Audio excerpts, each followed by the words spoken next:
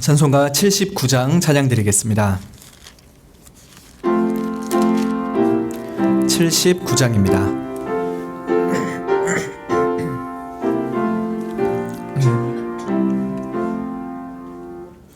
피난처 있으니 환난을 당한 자 이리 오라. 땅들이 변하고 물결이 일어나 산 위에 넘치되 두렵잖네. 이방이 떠들고 나라들 모여서 진동하나.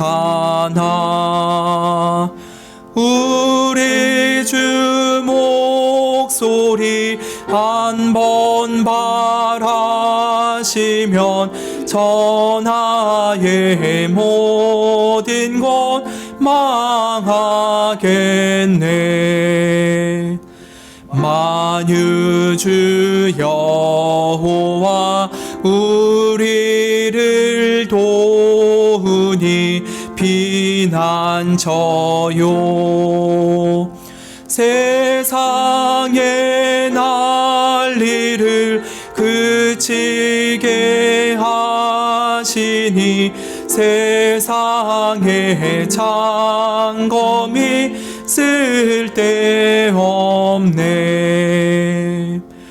높으신 여호와 우리를 구하니 할렐루야.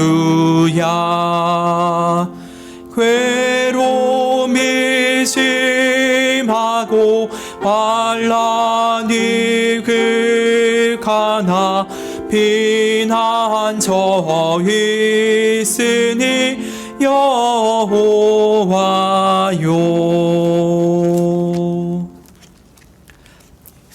찬송가 433장 한 장 더 찬양 드리겠습니다. 433장입니다.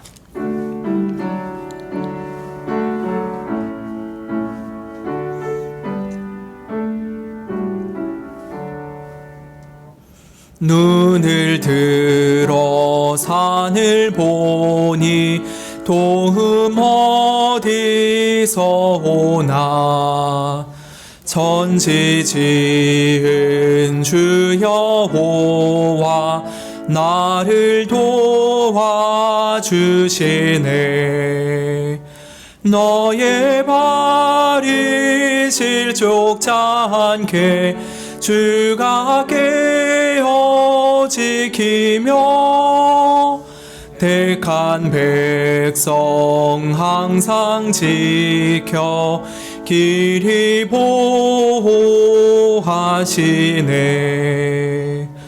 도우시는 하나님이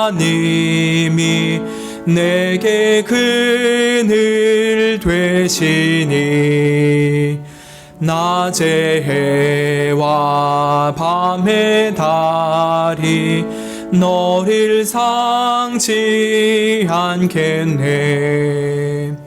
내게 화를 주지 않고 오늘 보호하시며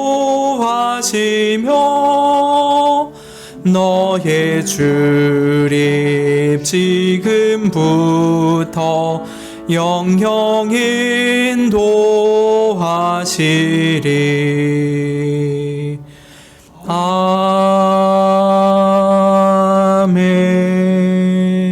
아멘. 함께 기도드리겠습니다. 참으로 선하시고 자비로우신 하나님 아버지, 올 23년도 주님의 은혜 가운데 이때까지 우리를 보호하여 주시옵고 또 연말을 맞이하면서 한 해를 마무리할 수 있는 복된 시간들을 허락하여 주셔서 감사를 드리옵나이다. 참 돌이켜보면은 연초에 우리가 하나님 앞에 작정하고 또 기도했던 것들을 얼마나 충성되이 감당하고 살았는지, 얼마나 주 앞에 신실하며 주를 사랑하고 살았는지 볼 때에 참 부끄럽고 주님 앞에 송구스럽습니다. 하나님을 더욱더 사랑하고자 하였고 또 이웃들을 더 깊이 사랑하고자 하는 마음이 있었으나 한 해를 돌아보면은 참 그런 하나님 앞에서의 간절한 소원들을 잘 이루지 못하고 살았던 것 같아서 주님 앞에 또 회개 기도를 드리게 됩니다. 그러나 우리 가운데 모든 죄를 용서해 주는 예수 그리스도의 은혜가 넘칠 뿐만 아니라 이러한 부족하고 연약하고 시험에 넘어지는 우리들을 여전히 사랑하시고 새해에도 큰 권능으로 붙잡아 주실 하나님을 의지하기에 이 시간 주님을 소망하며 믿음으로 기쁘게 주 앞에 섭니다. 우리가 새로운 한 해를 주님 앞에 기대하면서 또 기도로 준비하고자 합니다. 교회에서 여러 가지로 새해를 위한 회의들을 하고 또 각자가 하나님을 섬길 직분들을 다시 한번 돌아보기도 합니다. 또 개인적으로 하나님 앞에 새해 소원을 아뢰고 주께서 우리에게 두신 그 뜻이 무엇인가를 묻고 주님의 뜻대로 살아가고자 기도로 준비하고자 하오니 주님께서 이 연말 가운데 우리 가운데 은총을 베풀어 주시기를 원하옵나이다. 세상은 경제적으로도 너무 궁핍하여져서 전 세계적으로 큰 침체기에 있고 또 큰 전쟁들이 연이어 계속되고 있어서 전 세계 사람들의 마음이 몹시 눅눅하고 어두워져 있습니다. 그럴지라도 우리는 이 세상만 보는 사람들이 아니요 참 생명의 빛이신 예수 그리스도를 바라보는 사람들로 부르셨사오니 우리가 주님을 바라보면서 참된 생명의 빛을 바라보고 또한 기뻐할 수 있도록 은총을 베풀어 주시길 원합니다. 이 환난과 역경 속에서도 하나님께서 주신 그 기쁘신 뜻을 헤아리게 하여 주셨고 이것을 통하여 우리 개인적으로 더욱더 성화되게 하여 주시며 또 교회가 더욱더 성숙해 갈 수 있는 은혜가 있게 하여 주시기를 원합니다. 또한 바라옵기는 정말 전쟁의 참상 속에서 사랑하는 가족들을 잃고 또 큰 질병과 중상을 입고 괴로워하는 이들이 많이 있습니다. 또 원치 않는 살인을 해야 되고 또 원치 않는 죽임을 당해야 되는 일들이 반복되고 있사오니 주님 러시아와 우크라이나의 전쟁 그리고 이스라엘과 하마스의 전쟁을 속히 종식시켜 주셨고 그들이 정말 서로에게 더 평화로운 삶으로 대할 수 있도록 은혜를 주시기를 원하옵나이다. 주님 또한 한국 교회가 점점 쇠퇴기에 있기에 참 내년에 무슨 소망이 있을까 하며 교회조차도 소망이 없는 시대를 살아가는 것만 같습니다. 그러나 이 교회가 하나님께 모든 소망을 두게 하시고 또 하나님께서 반드시 선한 일을 이루실 것이라는 확고한 믿음 가운데 기쁨으로 새해를 맞이할 수 있게 해주시기를 원하옵나이다. 이 기도의 가운데 우리에게 기도할 것을 가르쳐 주시고 특별히 말씀 속에서 하나님의 깊으신 뜻을 깨닫게 하여 주시기를 원하옵나이다. 예수님의 이름으로 기도합니다. 아멘. 예, 오늘은 에스라서 6장 말씀 보겠습니다. 6장 1절부터 12절까지 교독하겠습니다.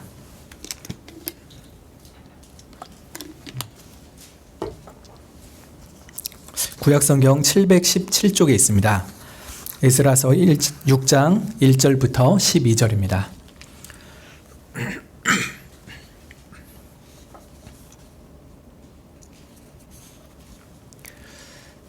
예, 한 절씩 교독하시고 마지막 절 함께 읽겠습니다. 이에 다리오 왕이 조서를 내려 서적 곳간 곧 바벨론에서 보물을 쌓아둔 곳에서 조사하게 하였더니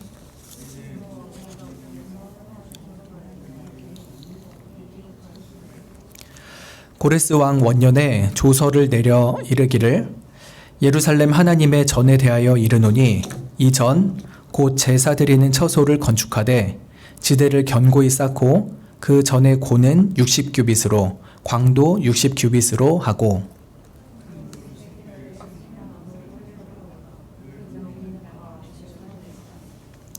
또 느부갓네살이 예루살렘 전에서 취하여 바벨론으로 옮겼던 하나님의 전 금은 기명을 돌려보내어 예루살렘 전에 가져다가 하나님의 전 안 각기 본처에 둘지라 하였더라.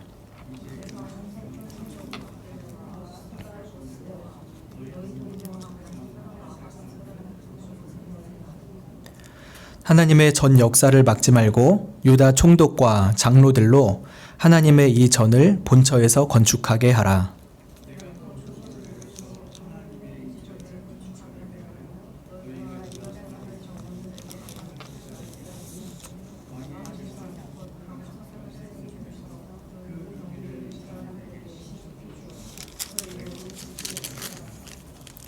또 그 수용물 곧 하늘의 하나님께 드릴 번제의 숫송아지와 수양과 어린 양과 또 밀과 소금과 포도주와 기름을 예루살렘 제사장의 소청대로 영락없이 날마다 주어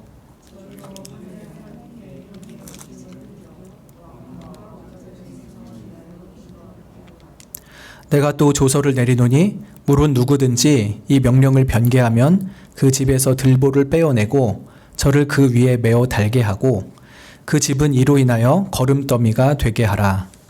만일 열왕이나 백성이 이 조서를 변개하고 손을 들어 예루살렘 하나님의 전을 헐진대 그곳에 이름을 두신 하나님이 저희를 멸하시기를 원하노라.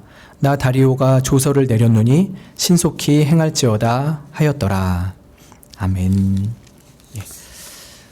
하나님께서는 페르시아의 왕 고레스를 감동시키셔서 바벨론 때부터 포로로 잡혀왔던 남유다 백성들을 다시 본토로 돌아가게 하였고 예루살렘 성전을 재건케 하였습니다.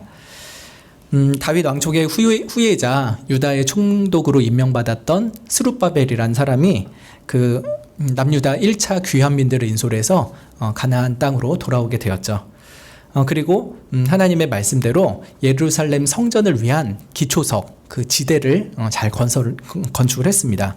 그리고 이제 성전의 본관을 새로 지으려고 했었는데 사마리아인들이 집요하게 회방을 하였죠. 심지어 페르시아의 고위 관료들한테 뇌물을 주어서까지 그 성전 건물을 짓는 것을 철저하게 회방을 했습니다. 그래서 16년 동안이나 성전 건축은 중단이 되었었죠. 그리고 그 긴 시간 동안에 귀한 공동체는 성전 건축에 대한 사명은 서서히 잊어가고 자기 집에 더 많은 신경을 쓰며 살았습니다. 그러다가 BC 520년 6월에 하나님께서 학개와 스가랴 선지자를 보내셨죠. 그래서 성전 건축을 등한시하고 있는 그들을 꾸짖으시고 다시 성전을 제거하라고 촉구를 하십니다. 그러나 여기다가 한 가지 복된 약속을 더해 주셨어요. 나 여호와가 말하노니 내가 너희와 함께 하리라는 말씀이었죠. 하나님께서 함께 할 테니 너희들 힘내어서 용기를 내고 믿음으로 건축 다시 시작해라 라고 하는 것이었죠. 실제로 이 말씀을 들은 총독 스룹바벨 또 대제사장 예수와 그리고 여러 장로들과 모든 백성들이 다시금 마음을 모았습니다. 그래서 건축을 재개하였죠. 그래서 16년 만에 다시 성전 재건을 시작했습니다. 근데 여기서 또 문제가 생기죠.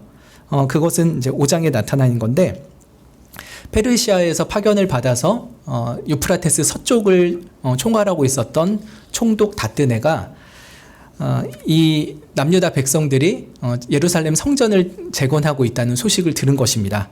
그가 와가지고 너희들 누구 허락받고 이러고 있냐라고 물었습니다. 왜 그랬냐면은 그 당시에 페르시아 왕은 다리오였습니다. 다리오가 집권하기 전에 페르시아 전역에서 그 피정복국들이 반란을 일으켰어요. 여기저기서 막 반란 일으키니까 다리오가 집권하고 2년 동안은 그 반란군들 진압하고 다니느라고 정신이 없었습니다. 이제 좀 잠잠해서 이제 왕 노릇을 제대로 할까 했는데 또 저쪽 예루살렘에서 성전을 짓고 그 유다 백성들이 뭔 짓을 한다라고 하는 듯한 보고를 듣게 되니까 그 다뜨네 총독이 왕한테 다시 알려야 되는 거예요. 지금 여기 팔레스타인 쪽에서 뭔가 심상치 않은 일이 일어나고 있는데 이거 괜찮은지 한번 다리오 왕이시여 살펴봐 주십시오라고 부탁을 하려고 했던 것이죠.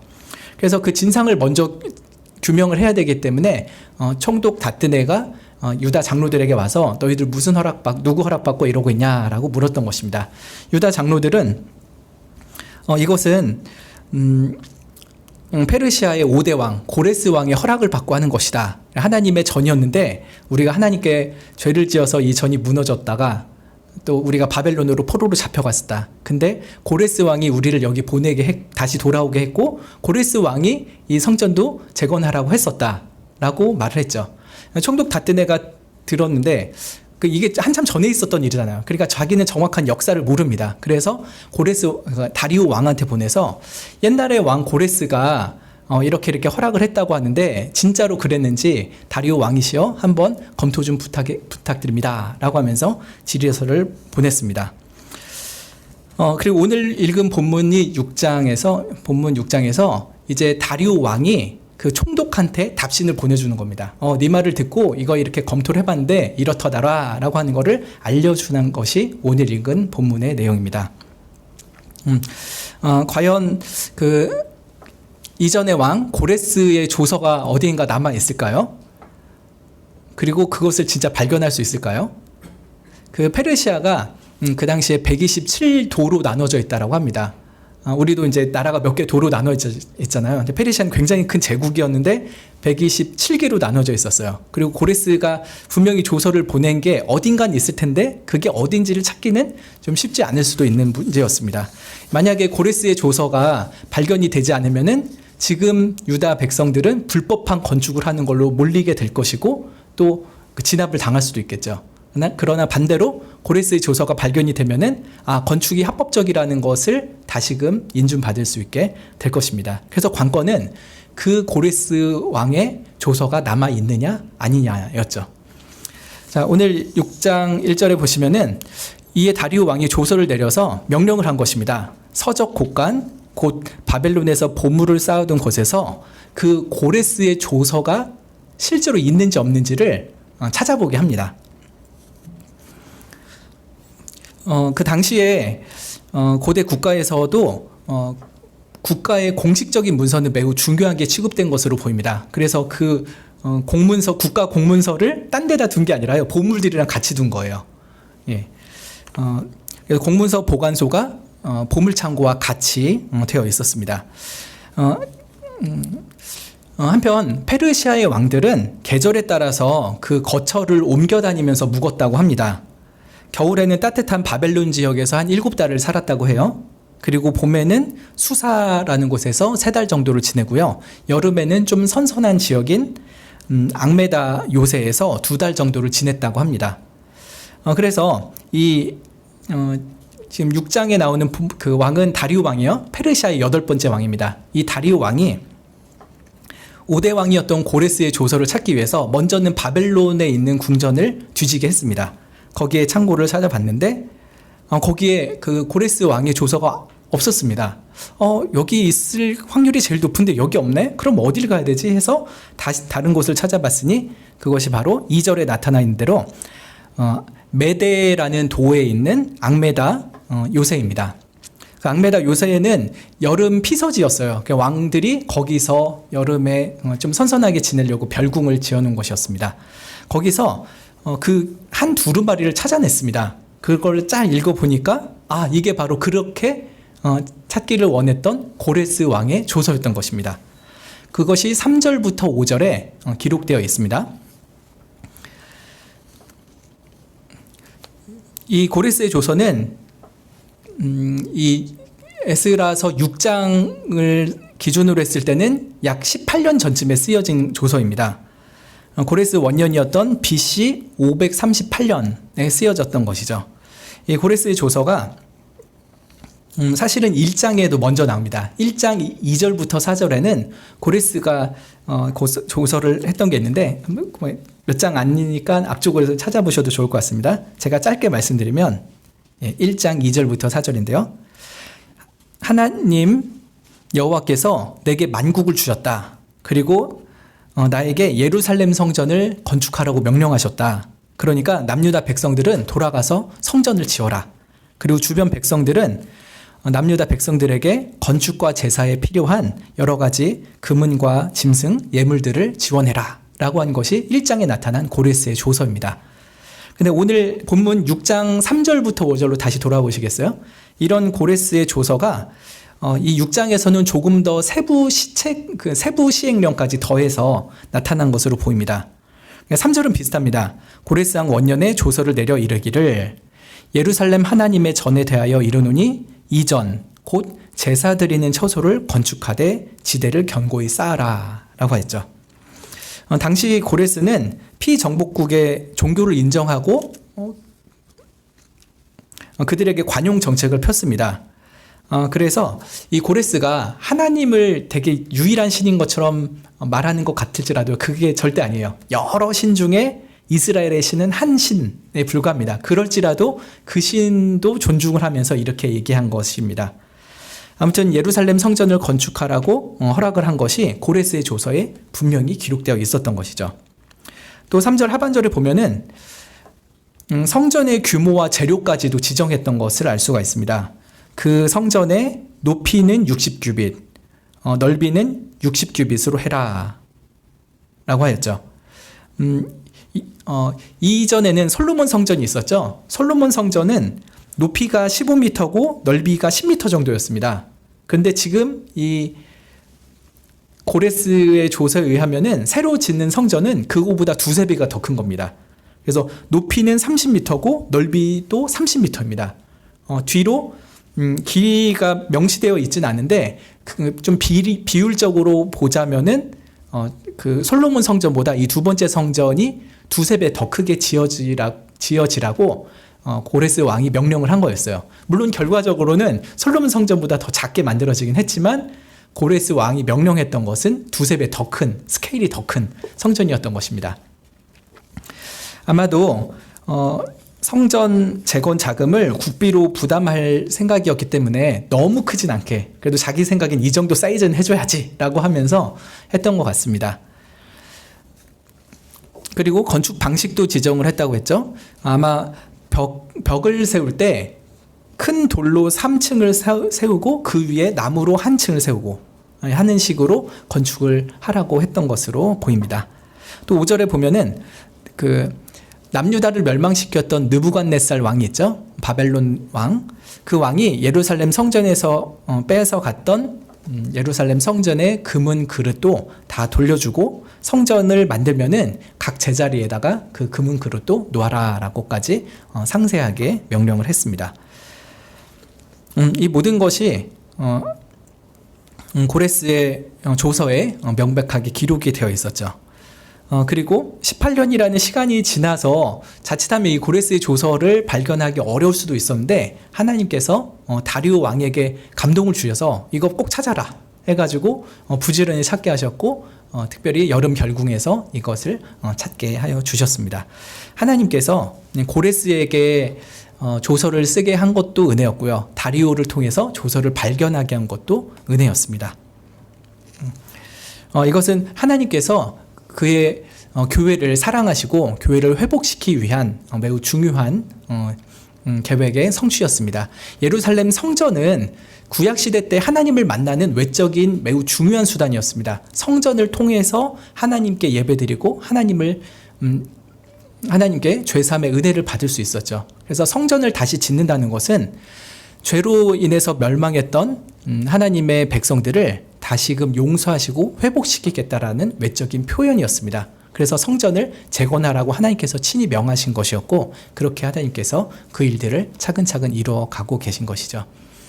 때로는 교회가 하나님께 큰 죄를 범하여서 교회가 막 잔멸되는 듯한 일도 있습니다. 그럴지라도 하나님께서 그 교회를 사랑하시고 다시금 회복시키는 일을 반드시 해내십니다. 그것이 때로는 더디고 여러 사단의 회방에 의해서 일어나지 않을 것만 같을지라도 하나님은 교회를 반드시 회복시켜 주시는 것이죠. 개개인의 성도의 삶도 마찬가지입니다. 하나님이 완전히 버린 것 같고 너 너무 죄지어서 나 더 이상 너 못 찾겠다. 그냥 갖다 버려야겠다 하면서 내치시고 영영 다시 찾아오지 않으실 것만 같을지라도요. 하나님께서 택하신 백성을 반드시 찾아내시고 그에게 죄사함의 은혜를 베푸시며 그 사랑을 베풀어 주실 것입니다. 그런 하나님의 은혜가 구약시대 때는 큰 교회 단위로도 있었고요. 지금 신약시대에도 그렇게 계속되고 있는 것이죠.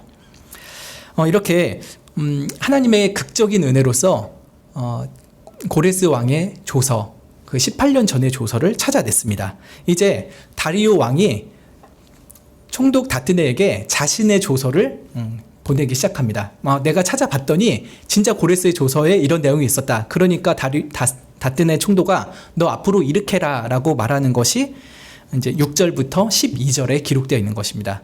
그래서 이제 남은 부분은 다리우 왕의 칙령이 시작되는 것이죠. 다리우 왕은 고레스의 칙령을 검토한 결과를 토대로 해서 예루살렘 성전 건축의 합법성을 다시 인준해 주고요. 총독 다뜨네에게 자신의 칙령을 새로 내리기 시작합니다. 크게 4가지 부분으로 나눠져 있습니다. 6절과 7절에서는 예루살렘 성전 건축을 확고하게 보장해 주는 것입니다. 쭉 눈으로 보시면요. 이제 강서편 총독 다뜨네와 스달보스네와 너희 동료 강서편 아바삭 사람들은 그곳을 멀리하여 하나님의 전 역사를 막지 말고 유다 총독과 장로들로 하나님의 이 전을 본처에 건축하게 하라 라고 했죠. 너희들 더 이상 유대인들이 성전 건축하는 것에 간섭하지 말아라. 멀찌감치 떨어지고 가까이도 가지 말아라. 대신 유다 장로들로 하여금 열심히 성전 짓게 지원해라 라고 말하는 것이었습니다. 또 두 번째는 8절부터 10절에 있는 건데 성전 건축을 위해서 특별 지원금까지 주라고 명령을 하는 것입니다. 8절에 하나님의 이전을 건축함에 대하여 너희가 유다 사람의 장로들에게 행할 것을 알게 하겠다. 너희들 잘 알아라. 이렇게 해라 라고 하는 것이죠. 무엇이냐면 왕의 재산 곧 유프라테스강 서편 세금 중에서 그 경비를 이 사람들에게 신속히 주어 저희로 지체치 않게 하라 라고 하는 것이죠. 다리우 왕에게 그 페르시아 전국에서 세금이 모아져서 와야 되죠. 그런데 그것을 특히 이제 유프라테스 강 서쪽에 있는 쪽에서 거둔 세금을 나한테 다 보낼 필요 없다. 거기서 일부를 떼어서 예루살렘 성전 건축하는데 지원해라 라고 하는 것이었습니다. 그래서 저희들이 돈 없어서 건축되지 않는 일 없게 계속해서 잘 지원해 주라라고 하였죠.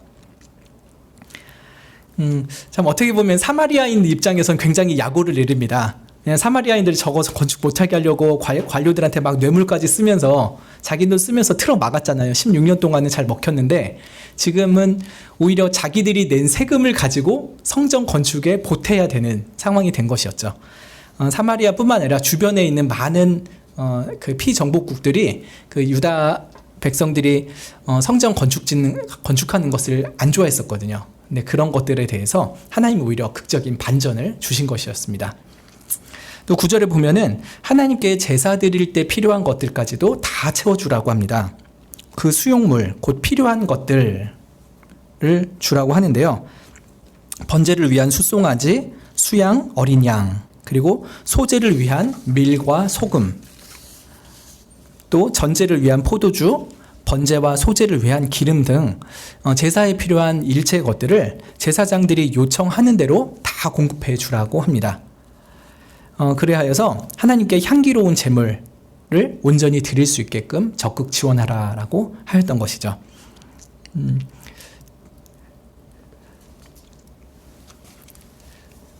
참 생각해보면 신나는 일입니다. 왜냐하면 예를 들어서 저희 교회에서 건물을 유지하는데 매달 공과금도 내야 되고 성도님들 식사하는데 또 필요하고 사역자들 사례비 하는데도 돈이 들잖아요. 교회에서 필요한 모든 돈을 교회를 방해하는 정부가 있다면 그 정부 돈 받아가지고 교회에 다 주라고 하는 거예요.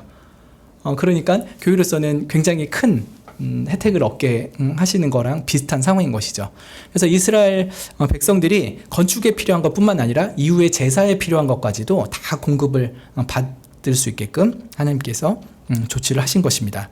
또 세 번째로는 10절 하반절에 있는데 남유다 백성들에게 이 다리우 왕이 기도 제목을 하나 얘기를 합니다.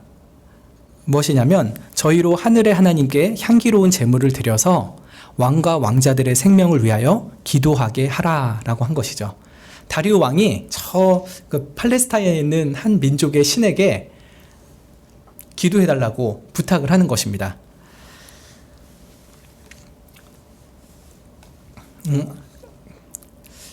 아닥사스다라는 왕이 나중에 생기는데 그를 섬겼던 그 그리스 출신의 의사가 기록을 해놓은 게 있습니다. 뭐냐면 지금 이 에스라서 6장에 있는 다리오 왕에게 첫째 아들이 있었는데 이 아들이 젊었을 때 죽었다고 그래요.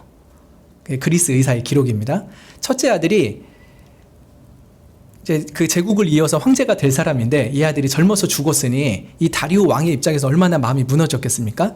그래도 그 이후에 이제 다른 왕자들이 있으니까 그들이라도 건강하게 잘 살아서 이 제국을 이어주기를 바라는 마음이 당연히 있었겠죠. 그래서 이 다리오 왕이 그 이스라엘의 신에게도 잘 제사를 드리게끔 하고 결국은 그 이스라엘의 신에게 복을 받아서 우리 아들들이 잘 되게 해주시기를 바라는 마음이 있었던 것으로 보입니다.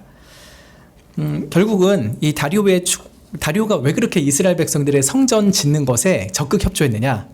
자기의 제국을 좀 편안하게 통치하고자 하는 관용 정책 때문이기도 하지만요, 개인적으로도 자기 집안이 계속해서 왕권을 이어나가기를 바라는 마음도 있었던 것이죠. 다리오는 이미 그 페르시아의 주된 신을 정해 놨었습니다. 아후라 마즈다라는 신이 페르시아의 주된 신이에요. 근데 피정복국에 여러 신들이 얼마나 많이 있겠어요. 그런 신들 하나하나도 다 잘해주는 거예요. 왜 그럽니까? 제국 안에 있는 모든 신들이 다 자기 편이 되기를 원하는 거예요. 다리오는. 어떤 신이 진짜 신인지 모르지만 아무튼 내가 섬기는 신 말고 다른 신들도 다 나에게 잘해주십시오. 다 나에게 복 주십시오. 제가 잘해드릴게요. 이런 마음으로 하고 있는 것이죠. 이런 동기가 어떻게 보이십니까? 좀 불순하죠. 저희가 생각했을 때 그런 기도의 동기는 하나님께서 기뻐하지 않는 거잖아요. 네. 그렇지만 하나님께서는 그 다리오의 저희가 어쨌든지 간에 그러한 다리오까지도 사용을 하셔서 교회 구원과 성전의 재건을 위하여서 사용을 하셨습니다. 선하게 이 다리오를 사용하신 것이죠. 그리고 꼭 이 다리오가 자기를 위해서 기도해달라고 이스라엘 백성들에게 부탁하지 않아도요, 이미 하나님께서는 위정자를 위해서 기도하라는 명령을 하셨었습니다. 지금은 페르시아 왕을 위해서 기도해야 되는 상황이 된 것이지만요, 그 이전에 바벨론의 통치를 받고 있을 때도 남유다 백성들은 그 바벨론의 왕을 위해서 또 바벨론 제국을 위해서 기도하라는 하나님의 명령을 들었었습니다. 예레미야 29장 4절에 만군의 여호와 이스라엘 하나님, 내가 예루살렘에서 바벨론으로 사로잡혀가게 된 모든 포로들에게 이렇게 말한다 라고 한 장면이 있습니다. 즉 포로로 잡혀가 있는 남유다 백성들에게 하나님께서 명령을 하나 하신 거예요. 그 명령의 내용이 뭐냐면 바벨론을 위해서 기도하라는 것입니다. 예레미야서 29장 7절에 너희는 내가 사로잡혀가게 한 그 성읍에 평안하기를 힘쓰고 위하여 여호와께 기도하라. 이는 그 성이 평안함으로 너희도 평안할 것임이니라. 바벨론이 평안해야 거기서 속해 사는 남유다 백성들도 평안하게 살 수 있기 때문이었습니다. 비록 압제자일지라도 바벨론이 불안정하고 여러 제국의 침략을 받으면 또 남유다 역시 또 다른 전쟁에 휘말릴 수가 있게 되겠죠. 그래서 바벨론의 평안을 위해서 기도하라라고 하였습니다. 바벨론 때도 그렇게 기도하랬으니 이제는 페르시아 때도 페르시아의 위정자를 위해서 기도하는 것은 이 다리오 왕이 굳이 부탁하지 않았어도 남유다 백성이라면은 해야 될 기도였기도 합니다. 네 번째로 다리오 왕의 조서의 마지막 부분은 저주에 대한 선언입니다. 11절과 12절에 보시면 내가 또 조서를 내리노니 물은 누구든지 이 명령을 변개하면 그 집에서 들보를 빼어 저를 그 위에 매달고 그 집은 이로 인하여 거름더미가 되게 하라 라고 했죠. 이 명령을 지금 내가 내리는 명령을 어긴다면은 그 사람 집에 들보를 빼라고 합니다. 나무 들보를 빼가지고 이게 저희 번역은 되게 좀 부드럽게 돼 있는데 사실은 더 잔인한 번역이 맞습니다. 들보를 빼가지고 그 사람을 그 들보에 꿰어가지고 죽이라고 하는 거예요. 어떻게 하냐면 그 나무가 있잖아. 그거를 깎아요. 연필 깎듯이 이렇게 깎아놓고서 사람의 복부를 거기에다 관통시키는 거예요. 그럼 푹 뚫려서 있겠죠? 그러면 거기서 이렇게 피를 흘리면서 죽어가는 거예요. 그렇게 굉장히 무서운 형벌을 내리게 한 것이었죠. 실제로 이 다리오 왕이 얼마 전에 바벨론 지역에서 반란이 일어났을 때 이거랑 똑같은 처형 방식으로 들보에 사람들을 꿰서 굉장히 많은 사람을 죽였었다고 합니다. 그러니까 이것이 그냥 단순히 협박용이 아니라요, 실제로 그렇게 할 수 있는 매우 실제적인 협박이었던 것이죠. 그만큼 다리오 왕이 예루살렘 성전 재건에 대해서 확고하게 보장을 해주고 방해자들은 무조건 처단하겠다라고 엄포를 놓은 것이었습니다. 11절은 자기가 이렇게 형벌을 하겠다라고 말한 것이지만요, 12절은 하나님께서도 형벌하기를 바라십니다 라고 하는 것을 말합니다. 만일 열왕이나 백성이 이 조서를 변개하고 손을 들어서 예루살렘 하나님의 전을 헐진대 그곳에 이름을 두신 하나님이 저희를 멸하시기를 원하노라 라고 했죠. 나뿐만 아니라 하나님이 친히 너희를 벌하실 거니 아무도 방해하지 말아라 라고 말을 한 것이었습니다. 그리고 12절 끝에 다리오가 조서를 내렸노니 신속히 행할지어다 라고 마무리를 하죠.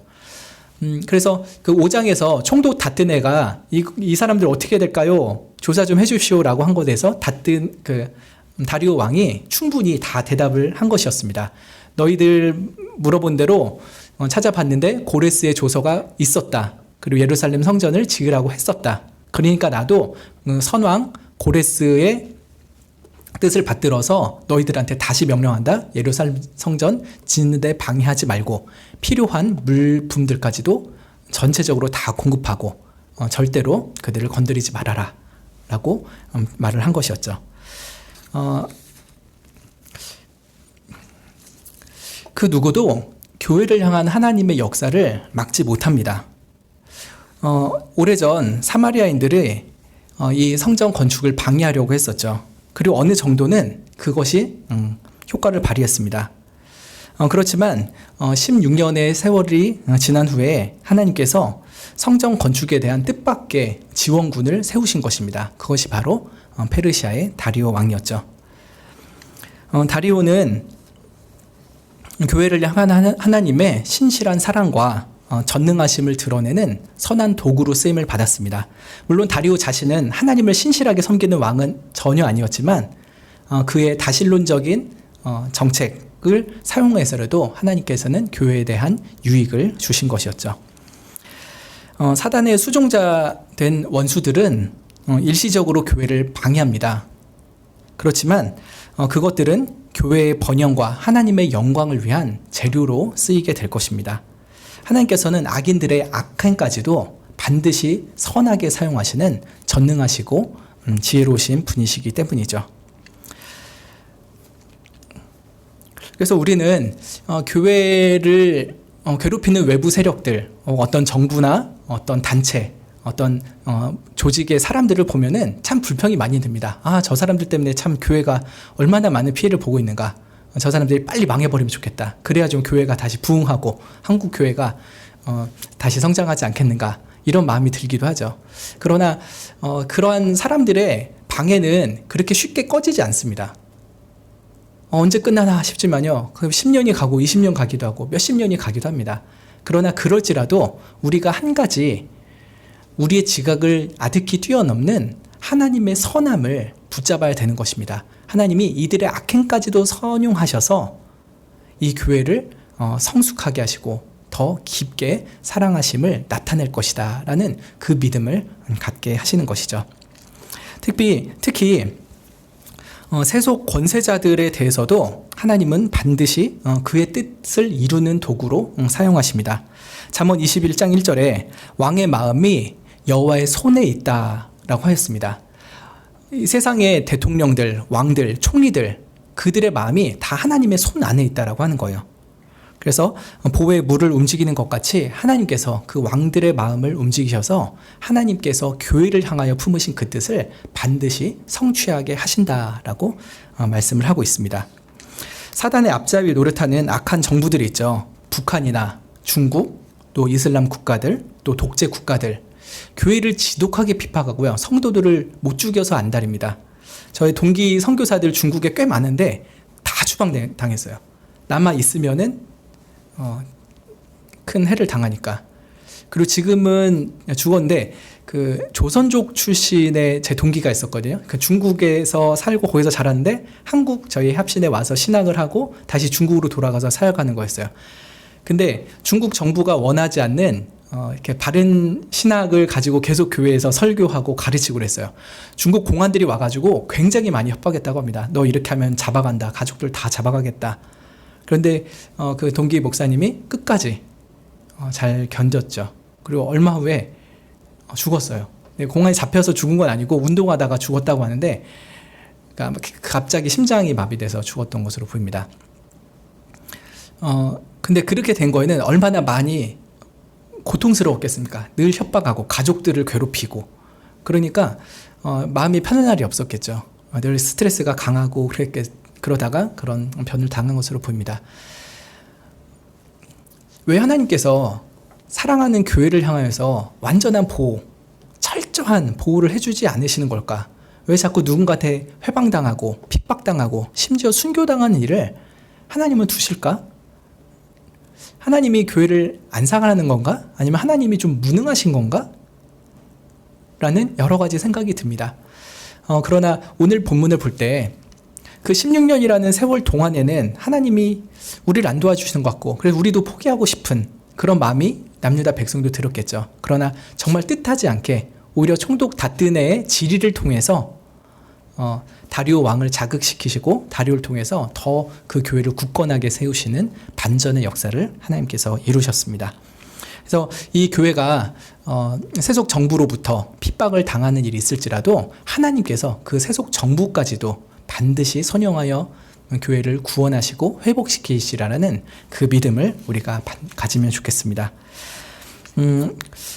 이 본문을 통해서 교회와 세속 정부와의 관계를 좀 더 살펴보면 좋겠습니다. 에스라서 1장부터 6장에서는 이 하나님의 교회, 이 남유다 백성들이 계속 페르시아 정부에게 덕을 보고 있는 것 같아요. 그죠? 처음 예루살렘으로 돌아가라고 했던 것도 고레스 왕이 그렇게 해줘서 그런 거죠. 지금 다시 성전을 재건하게 허락해주는 것도 이 다리오 왕의 말도 다시 재건을 허락받는 것도 다리오 왕에게 덕을 보는 것 같습니다. 이런 내용을 보면은 아니 하나님의 교회가 왜 자꾸 이렇게 세속 정부의 도움을 받아야 되나? 본래 세속 정부와 교회의 관계가 어떤 것이어야 되지? 라는 고민을 하게 됩니다. 여러분 어떻습니까? 세속 정부는 교회에 대해서 어떤 태도를 가져야 됩니까? 세계 여러 나라 정부가 있죠. 민주주의의 국가도 있고 왕정도 있고 총리가 하는 국가 있습니다. 지금은 정치 형태가 굉장히 여러 가지가 있지만 어쨌든 그 세속 정부들이 자기 나라에 있는 교회들에서 어떤 태도를 취하는 것이 합당한 것입니까? 역사 가운데 많은 경우는 세속 정부가 교회를 회방하는 일이 훨씬 많았습니다. 우리 성경 역사만 봐도 아수르가 북이스라엘을 멸망시켜버렸죠. 바벨론이 남유다를 부셔버렸습니다. 로마가 초대 교회를 정말 지독하게 핍박을 했었죠. 카톨릭을 신봉하는 왕과 제후들이 개신교인들을 많이 핍박했습니다. 얀 후스나 위클리프, 루터 등 귀한 사람들을 얼마나 집요하게 괴롭히고 피를 말리듯이 그렇게 했습니까? 간간히 세속 정부가 교회를 보호하고 도와주는 일도 있었습니다. 종교개혁 당시에 경건한 개신교 왕이나 제후들이 좋은 그 개혁주의 신학을 가진 신학자들을 보호해주고 목사들을 보호하고 성도들을 보호하는 일들도 있었습니다. 그러나 대부분의 경우 세속 정부는 교회를 핍박하는 일이 역사적으로 훨씬 많습니다. 그래서 이 교회와 정부와의 관계에 대해서 매우 첨예하게 고통을 겪었던 영국에서는 일단의 목사님들이 웨스트민스터 총회에 모여가지고 성경적인 교회와 정부와의 관계에 대해서 정리를 하였습니다. 그것이 웨스트민스터 신앙고백서 제23장에 있는 주제인데요. 시민사회와 관원에 대하여 라고 하는 것을 기록을 해두었습니다. 이것이 가장 성경적인 교회와 정부와의 관계다라고 하는 것을 신앙으로 고백한 것이었죠. 먼저 그 웨스트민스터 신앙고백서를 작성했던 목사님들은 그 첫 항에서 세속 정부는 모두 하나님께서 세우신 것이다라는 것을 분명히 합니다. 하나님께서 온 세상의 최고의 주와 왕으로서 하나님 자신의 영광과 공적인 선을 위해서 그 아래 백성 위에 시민사회 관원을 정하셨고, 그리고 이 목적을 위해서 선한 그들의 방어와 격려를 위해서, 그리고 악한 행위자들을 형벌하기 위해서 칼의 힘으로 무장시키셨다라고 합니다. 로마서 13장 1절에 있는 말씀을 근거로 해서 이렇게 신앙을 고백한 것이었죠. 로마서 13장 1절에서 이렇게 말합니다. 각 사람은 위에 있는 권세들에게 굴복하라. 권세는 하나님께로 나지 않음이 없나니 모든 권세는 다 하나님의 정하신 바라 라고 했습니다. 그 정부가 악한 정부든 선한 정부든 간에 그 권세의 자리를 얻게 하신 것은 하나님이다라고 하는 것입니다. 하나님의 허락 없이 그 누구도 대통령이 될 수 없고, 하나님 허락 없이 그 누구도 왕좌를 차지할 수 없는 것입니다. 어떤 도덕 상태에 있든지 하나님께서 그들을 세웠기 때문에 그들이 그 자리에 앉아 있는 것이죠. 그러나 그 목적이 중요합니다. 하나님께서 왜 그들을 세우셨느냐라고 했을 때 그 1항에서는 하나님 자신의 영광과 공적인 선을 위해서 세웠다라고 하는 것이죠.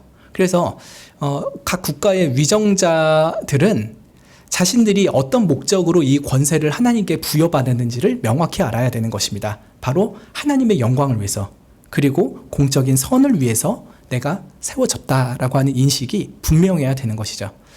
생각해 봅시다. 전 세계에 지금 여러 나라가 있죠. 190여 개의 나라가 있죠. 각 나라에는 다 위정자가 있습니다. 그 위정자 중에 누가 하나님의 영광을 위해서 내가 이 자리에 섰고, 나는 공익을 위해서 나에게 주어진 권세를 온전히 활용하리라는 마음을 가지고 있을까요? 몇 퍼센트나 있을까요? 굉장히 드물 것 같습니다. 그러나 그들의 마음과 상관없이 하나님께서는 그러한 목적을 가지고 그들을 세우셨다는 것을 분명히 알아야 됩니다. 3항에서는 그 웨스트민스터 신앙고백서 23장 3항에서는 하나님의 영광과 공익을 위해서 세속 정부가 구체적으로 무엇을 해야 되는가를 세밀하게 말을 합니다. 특히 교회에 대해서 초점을 맞춰서 말을 하는데요. 제가 3항을 읽어보겠습니다. 시민사회 관원은 말씀과 성례들의 집례나 하늘나라의 열쇠들을 자신 스스로 맡을 수 없다. 합니다. 이것은 분명히 선을 그는 거예요. 정부는 교회의 고유한 것들에 대해서 침해할 수 없다는 것이죠. 교회의 고유한 것이 세 가지로 말씀되어 있죠. 말씀, 그리고 성례, 그리고 천국의 열쇠권. 이 세 가지는 하나님께서 교회에게만 주신 것이기 때문에 정부 권세가 그것에 대해서는 건드리면 안 된다는 것을 먼저 못을 박습니다. 그럼 정부는 교회에 대해서 어떤 걸 적극적으로 할 수 있느냐 했을 때, 교회 안에 통일성과 평화가 보존되도록, 하나님의 진리가 순수하고 완전하게 지켜지도록, 모든 모욕하는 자들과 이단들이 억압되도록, 교회와 권징에 있어서 모든 부패들과 오용들이 방지되거나 개혁되도록, 그리고 하나님의 모든 규례들이 마땅히 세워지고 집행되며 지켜지도록 그가 권위를 가지고 질서를 유지하는 것이 위정자의 의무이다 라고 하고 있습니다. 교회의 고유한 내적 역할에 대해서는 정부가 절대 터치하면 안 됩니다. 정부가 목사님한테 설교 이렇게 하시오, 성례를 세례 안 받은 사람한테도 주시오, 이런 식으로 정부가 교회 내의 것들에서 말하면 절대 안 됩니다. 대신 정부는 교회가 하나님 앞에 온전히 예배를 드리고 참된 신앙을 할 수 있도록 외적인 울타리가 되어야 된다라고 하는 것이죠. 그래서 교회가 평화롭게 보존되게 하고, 교회의 진리가 보존되게 하고, 또 이단들을 억압하고, 예배와 건징에 필요한 것들을 개혁하게 도우라 라고 말하고 있는 것입니다. 그래서 하나님께서 주신 권세를 가지고 교회 질서를 유지하는 데 도와야 되는 것이 위정자의 분명한 임무인 것입니다. 그럼 우리 한국 정부가 무엇을 해야 되는지가 명확해지죠. 그리고 우리가 한국 정부를 위해서 무엇을 기도해야 되는지도 명확해지는 것입니다. 한국 정부가 교회 안의 것들은 간섭하지 않되 교회를 잘 보호해 주어서 교회가 하나님께 온전한 예배와 경배를 드릴 수 있도록, 교회의 역할을 온전히 감당할 수 있도록 정부가 힘써야 된다는 것입니다. 그래서 사항에 하나님께서 세우신 정부 위정자들에 대해서 교회가 구체적으로 무엇을 해야 되는지를 알려줍니다. 이건 이제 3항에서는 정부의 역할이었죠. 이제 4항은 우리 교회의 역할을 말하고 있는 것입니다. 관원들을 위하여 기도하고 그들의 인격들을 존경하며 그에게 세금과 합당한 다른 의무들을 지불하고 그들의 합법적인 명령에 순종하며 양심을 위해서 그의 권위에 복종하는 것이 백성의 의무이다. 불신앙이나 종교에 있어서 차이가 관원들의 정당하고 법적인 권위를 공허하게 하지 못한다. 이거 좀 약간 알아듣기 어려우시죠? 관원들이, 즉 정부 위정자들이 불신앙을 가지고 있거나 우리와 종교가 다르다고 해서 우리가 그들에게 해야 될 의무로부터 우리가 자유롭지는 않는다는 거예요. 그들이 불신자이고 그들이 다른 종교를 가지고 심지어 이단을찌라도요, 우리가 위정자들에서 해야 될 의무는 우리가 해야 된다는 거예요. 우리 할 일은 우리가 해야 된다는 말인 것이죠. 그 사람들이 어쨌든 간에. 다시 읽어보면요. 불신앙이나 종교에 있어서의 차이가 관원들의 정당하고 법적인 권위를 공허하게 하지 못한다. 백성으로 하여금 그에 대한 마땅한 순종으로부터 자유롭게 하지 못한다 라고 하였습니다. 그래서 우리가 불신자 대통령이라고 해서 말 안 듣거나 이단 대통령이라고 해서 우리가 세금도 안 내거나 그러면 안 된다는 거예요. 그들은 어쨌든 간에 우리가 해야 될 도리는 해야 된다라고 하는 것이죠. 이렇게 하나님께서는 정부가 특히 위정자들을 위해서 기도해야 교회가 위정자를 위해서 기도해야 된다는 것을 말씀한 것을 강조하고 있습니다. 디모데전서 2장 1절과 2절에 이렇게 사도 바울이 말을 하죠. 내가 첫째로 권하노니 모든 사람을 위하여 간구와 기도와 도구와 감사를 하되 임금들과 높은 지위에 있는 모든 사람을 위하여 하라. 이는 우리가 모든 경건과 단정한 중에 고요하고 평안한 생활을 하려 함이니라. 많은 사람을 위해서 기도해야 되지만 특별히 위정자들을 위해서 기도하라라고 합니다. 왜 그러냐? 우리가 모든 경건과 단정한 중에서 고요하고 평안한 생활을 하기 위함이다 라고 했습니다. 나라가 전쟁에 휩싸이면요, 교회가 이렇게 모여서 편안하게 예배 못 드리겠죠. 그래서 그 나라의 위정자들을 위해서 기도하고 그들이 이 나라를 평화롭게 또 백성들의 복지를 위해서 최선을 다하여 살 수 있게끔 우리가 기도하는 것이 교회를 위한 유익이 되는 것입니다. 그래서 우리가 그 정부가 어떤 성격을 가지고 있든지 간에 그 정부를 위해서 반드시 기도해야 됩니다. 더 구체적인 기도의 제목은 권세자들이 하나님께서 자신들을 세운 그 목적을 분명히 깨닫게 해달라고 하는 것입니다. 자기가 잘나서 자기 집안이 대대로 정치가의 세도가여서 그런 것이 아니라, 혹은 국민들이 자기를 너무 좋아해서 왕이요 대통령이 됐다는 것이 아니라 하나님께서 나를 세우셨다라는 인식이 분명해야 되는 것입니다. 근데 권세자들은 늘 교만하기가 쉽습니다. 그래서 자기가 하나님께 받은 권세를 악용하기가 쉽습니다. 그래서 우리가 권세자를 위해서 기도할 첫 번째는 하나님께서 그들을 세우셨음을 그들이 깨닫게 해주십시오 이고요. 두 번째는 겸손하게 하나님의 뜻에 수종드는 권세자들이 되게 해주십시오 라고 하는 것입니다. 하나님의 뜻이 뭐라고 했습니까? 하나님의 영광과 교회의 유익을 위해서 또 국민들의 복지를 위해서 수종드는 것이라 하였죠. 그것을 잘 감당하는 위정자들이 되게 해달라고 우리는 기도해야 될 것입니다. 하나님께서 지금 그 남유다 백성들에게 성전을 재건하게 하실 때 이 세속 정부의 권세를 사용하셔서 그렇게 하셨습니다. 고레스를 통해서, 다리오를 통해서 그 일을 하셨습니다. 교회는 하나님의 은혜를 받는 곳이죠. 하나님만의 은혜를 받는 곳이 분명합니다. 그러나 하나님의 은혜가 하나님으로부터 직접 오기도 하지만요, 이런 세속 정부를 통해서 오는 경우도 있는 것입니다. 그래서 하나님께서 이 세속 정부를 통해서 교회를 보호하게 하시고 교회를 유익하게 하시리라는 그 하나님의 큰 뜻을 우리도 깨달아서 정부를 위해서 기도하는 일이 반드시 있으면 좋겠습니다. 내년에 총선이죠.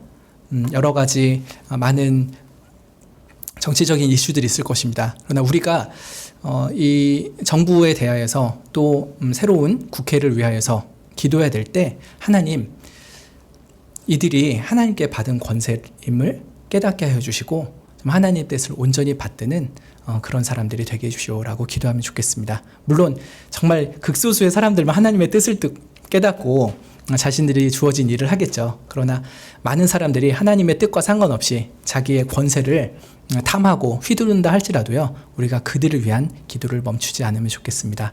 우리나라 위정자를 위해서 기도해 주십시오. 그리고 하나 더 하면은 북한과 중국 또 여러 이슬람 국가의 위정자들을 위해서도 기도해 주시면 좋겠습니다. 그 가운데 핍박받는 교회를 하나님께서 궁일히 여기시사 위정자들의 마음을 새롭게 하시고 교회를 보호하는 일을 주시기를 기도하면 좋겠습니다. 기도하고 마치겠습니다. 하나님, 일찍이 페르시아의 왕들을 통하여서 교회를 회복시키시는 일을 이루신 것들을 살펴보았습니다. 지금 이 시대에도 하나님께서 여전히 세속 권세자들을 세우셨는데 그들을 통하여서 교회를 보호하여 주시고 교회가 온전히 하나님께 영광을 돌리며 이웃들을 섬기는 일들을 감당할 수 있게 해주시기를 원합니다. 그러나 안타깝게도 많은 정부들이 세상의 많은 나라의 위정자들이 하나님을 모르고 자기가 마치 신인 듯이 권세를 휘두르며 악행을 자행하는 나라가 많이 있습니다. 주께서 그런 나라의 위정자들의 마음을 돌이켜 주시고 오직 하나님이 왕 중의 왕이심을 그들도 깨닫게 하사 그들이 하나님의 뜻을 수종드는 일에 자신들의 권세를 사용할 수 있게 해주시기를 원합니다. 정말 이런 기도가 이루어질까, 너무 이상적인 기도가 아닌가 하는 마음도 들지만 우리가 정부를 위해서 기도하라는 그 하나님의 뜻을 받들어서 기도합니다. 그들이 하나님의 뜻을 온전히 깨닫게 하시고 혹 그러지 못할지라도 적어도 백성들을 위하여서 정직하고 선한 인류의 마음을 가지고 권세를 사용할 수 있도록 은혜를 주시기를 원합니다. 다만 더욱더 바라옵게는 위정자들을 궁일히 여겨 주시사 그들을 겸손케 하시고 또 회개케 하시고 하나님을 믿어서 하나님의 뜻을 잘 수종되는 위정자들이 되게 해주시옵소서. 예수님의 이름으로 기도합니다. 아멘. 하늘에 계신 우리 아버지여, 이름이 거룩히 여김을 받으시오며 나라의 임하옵시며 뜻이 하늘에서 이룬 것 같이 땅에서도 이루어지이다. 오늘날 우리에게 일용할 양식을 주옵시고 우리가 우리에게 죄 지은 자를 사하여 준 것 같이 우리 죄를 사하여 주옵시고 우리를 시험에 들게 하지 마옵시고 다만 악에서 구하옵소서. 대개 나라와 권세와 영광이 아버지께 영원히 있사옵나이다. 아멘.